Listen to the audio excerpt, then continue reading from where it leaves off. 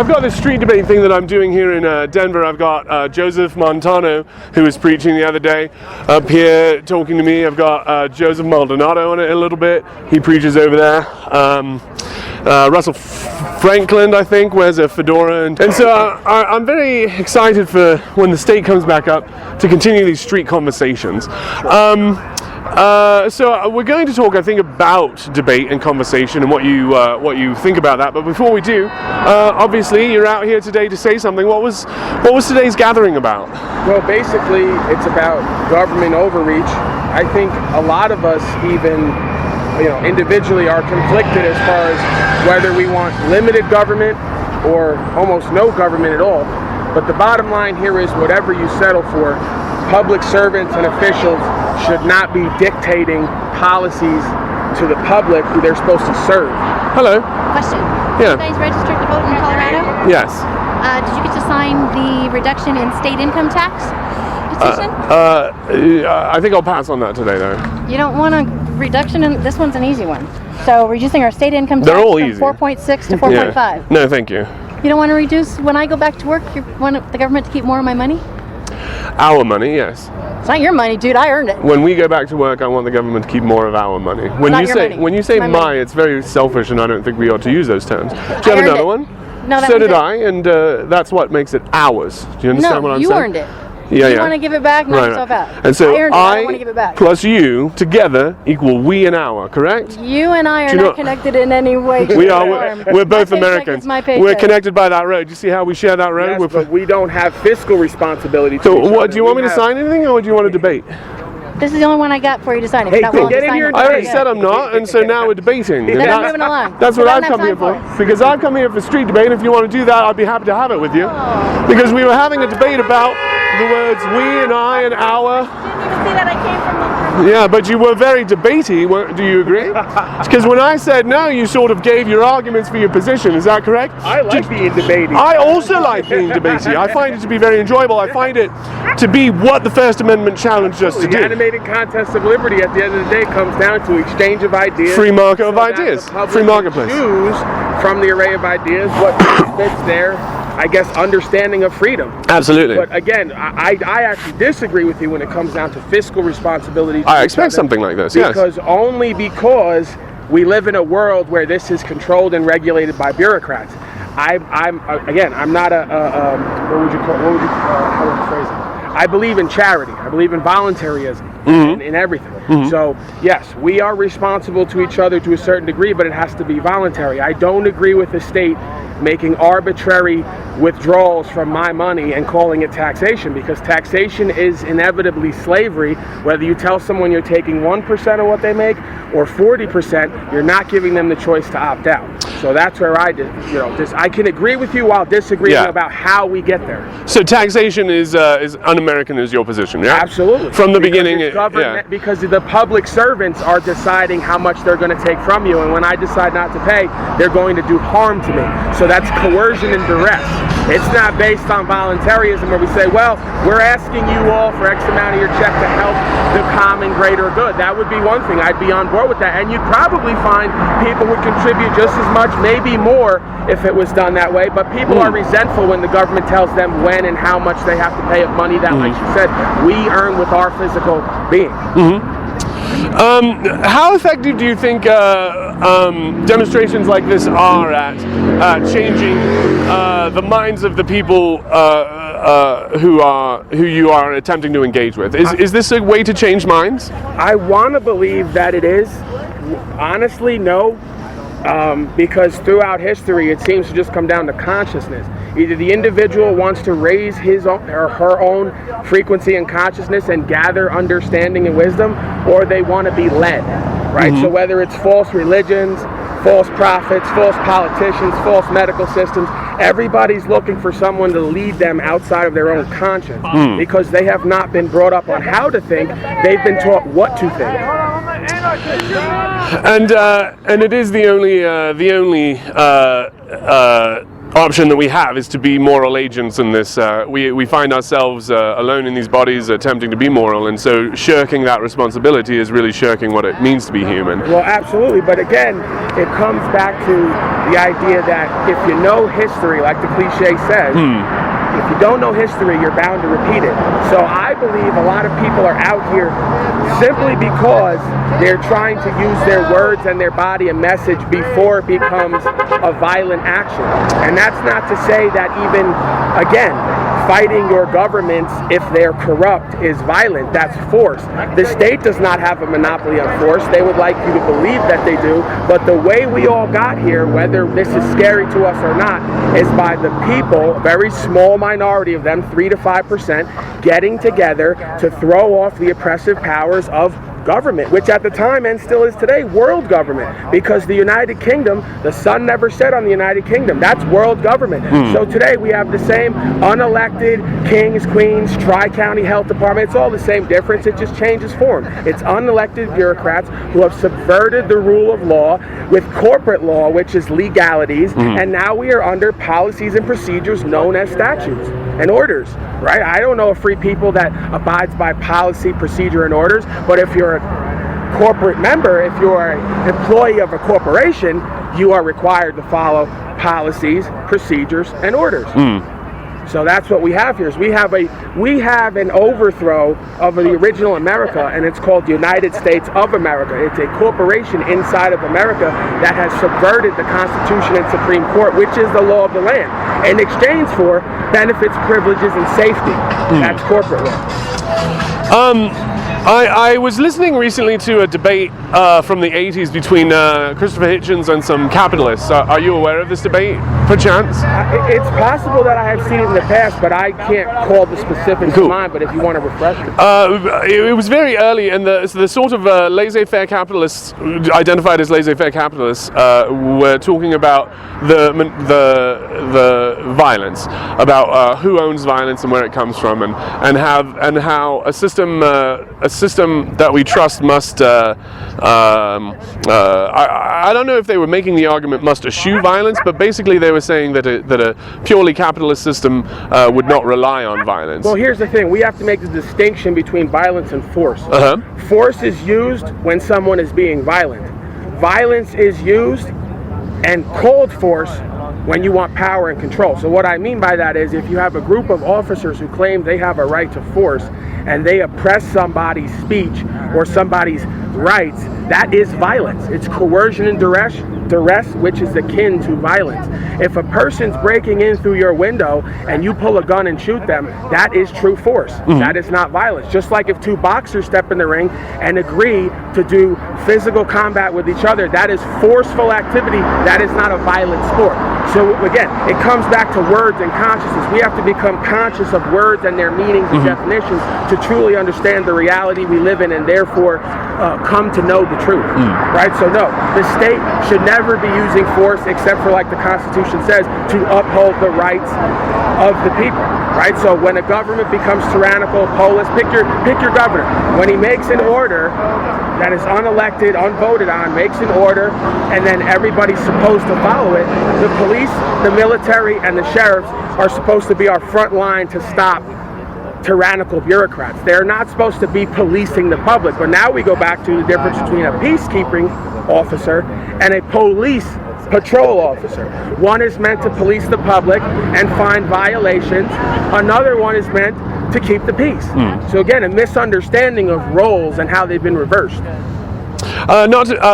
Pardon me as I pivot, but talking about debate in general, do you think that two minds engaged in sort of not good faith debate, but like a bad faith debate, could still change each other's mind? Do you think that the tools of debate and conversation could overcome a person approaching in bad faith? Well, I don't see how you could debate in bad faith, because all you'll be doing is struggling to keep your position.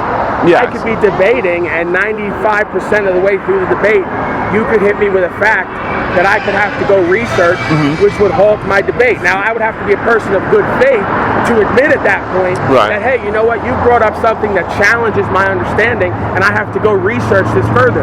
Most people in bad faith will never make this admission, especially in public. They will just continue to fight for their position being right. And I don't believe that. One is not debate. One is, I guess what word? Theater. I think it's more like a political, there you go. Because even the word argument in a legal setting, a courtroom setting, means to make the facts clear and presently known. So if you can't do that in bad faith, right? All you will do is project onto others or onto the argument what you want or don't want to project. So I am attempting to have sort of street debates with people from very, very different points of view, and I want to do it in the street for a number of reasons. One, I think the First Amendment challenges us to. Secondly, I think in this time of division, showing that even people who look maybe as gruff as you or I, or sort of grassroots, can find the tools. And if you and I can do it, even though we might come from very different perspectives on some important ideas, why the hell aren't our leaders capable of doing it? If we in the streets can find a language where we can connect into our values and communicate with each other why it is that we want these things, why is it that the leaders who represent us are incapable of doing it? It seems to be sort of a theater, in my opinion. What I come back to is the philosophy of the individual versus the whole. What I mean by that is the microcosm reflecting the macro. We get politicians and public servants that reflect the whole of the culture we live in. So what do I mean by that? If the majority of the culture is unlearned, unread, non-self-educated, educated by government institutions strictly for the purpose of acquiring wealth, right? The main goal of a society, and again, this is where the I guess socialists or the other ists, they attack capitalism, because crony capitalism is the idea that if you can create wealth and success and economy, then everything else falls in line. This is not the case. A society has to be driven towards objective moral truth, right? So then what falls under that is your businesses will be allowed to operate free market, the ability to exchange goods and services among adults who are conscious, self-governing, and care about right from wrong. If the public, again, a lot of the people who meet here, they're only interested in reopening, going back to business. And I say the reason your businesses were closed in the first place because you lost your rights and freedoms a long time ago. So going back to the normal that it was will not be good enough, because that normal is what got us here to the quote, new normal. That's right. We have to, like you said, encourage an honest, open, good faith debate where we are trying to get to a moral, objective truth, not based on individual power or group power or political power, or, again, this sort of virtue signaling. The idea that I have to be validated or accepted by my peers who have not done the work that I have done is ludicrous. Truth doesn't have to be validated by ignorance. You're talking a little bit about sort of self-education and sort of the work that you've done. If someone was listening to us and was educating themselves, what is a source that you would like them to go to and check out, maybe? I wouldn't even start with sources. I would start with learning how to think. Logic, morals, and ethics. The confrontation of what we are doing here, where we come from, where we're going, why we're here, sort of. The great age-old philosophical question. It starts inside the self. Who do you want to be? Where do you want to go? What do you want to stand for and represent while you are here? If the answer is truth and what's right, then that will guide you internally to a resonation and a frequency of sources who are putting out truth and what's right. If you are a person who is mired in belief systems, right? What I want to be true, don't want to be true, you will be misled, because everyone is posing as saviors and as noble people and truth tellers, but they have an agenda. If your awareness is not tuned to see through this, you will be misled. So again, the only thing I can understand, rather than just saying, hey, I was born with something inside of me, because again, I've always been a question my authorities, insubordinate on every report card. I've been given that label from day one of somebody who just will not conform and follow orders unless you explain to me why it is you want such. So I don't know if you're born with that a little bit. I don't know if that's awoken in you a little bit. but I would have to assume and want to believe that everyone has the ability to become conscious and empowered and awaken to truth and what's right if they do the work on themselves, right? And a lot of that comes down to self-love versus fear. Will you allow fear to drive you into believing something or ignoring something based on the feeling of it rather than the legitimacy, and the accuracy of it? What do you mean about self-love, though? What do you mean by that? Self-love versus fear? A person who loves himself would never allow groups of men to control them, their women, and children. How difficult is it to love yourself in the world today? Are we being told to love ourselves or No, not? all of the signs and symbols that point to us in popular culture are death worship, destroy yourself to survive, hate yourself and who you are and your identity, be insecure, be afraid, and then they prop up the answers to this, which are the drugs, the medications, the corrupt music system, all of the things that you'll find young people reaching towards because they're lost, afraid, and confused, right? But again, their statistics are all out there. The average person sees 7,000 violent interactions on TV by the time they're a certain age. They see thousands of corrupt sexual interactions by the time they're a certain age. They're taught what a man is and what a woman is based on what the state believes rather than on American values.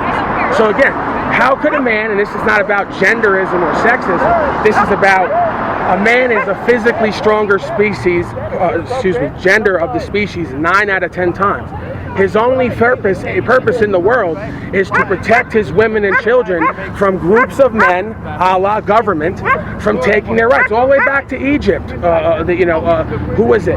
The Pharisees and Sadducees came around to take everybody's firstborn child. Something to that effect, right? So all throughout history, Herod did that. Yeah. There you go. Government becoming corrupt and coming for your kids. Yeah. So what's the difference? Thousands of years ago to today, we have big banks, big government, and big religion running our planet, the same three powers Jesus rose up against. We're now moving into a digital currency system because COVID, and it's like it's the writings on the wall, man. Whether you're religious or not, this was prophesied. So either this is all meant to happen to test us on a soul level, are we with the truth, or are we going to serve our masters, or they're creating something based off the playbook of Revelation.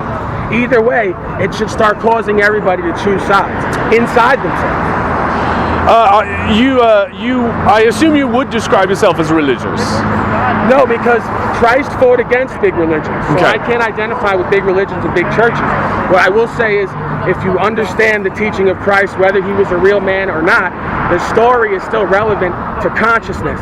Because all Jesus was a man who wandered and meditated and tried to understand himself. By the time he was in his early 30s, he started a ministry, started preaching the truth to his fellow man. Inevitably, one of his 12 followers sold him out to the government when he pulled a whip out on the bankers in the temple. And then the big churches said, you claim you are God, we're going to put you to death. But the man himself said, from my understanding, I am not God. We are all sons and daughters of the Most High. Greater things than I you shall do. So he's trying to communicate to us as a revolutionary, as somebody who, a resolutionary, because revolutionaries use violence. Resolutionaries use consciousness to communicate the truth, to solve the problems and gain the kingdom of heaven, right?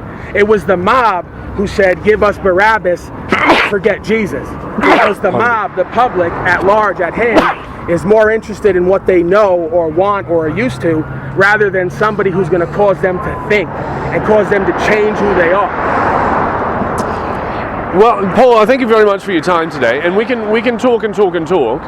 But it is the end of a long day for you, and I think we'll see each other again because I'm going to be out here quite a bit in the summer as well, and I've seen you already. I've seen Casper a third time now today, so I think that our conversation will continue. So I don't need to get too much of it from you today. It's also a little bit of two. I'm probably not answering your questions directly as you're asking them, because like you said, it's been a long day. I'm out in the sun and I'm sort of flustered emotionally from the whole energy of the thing.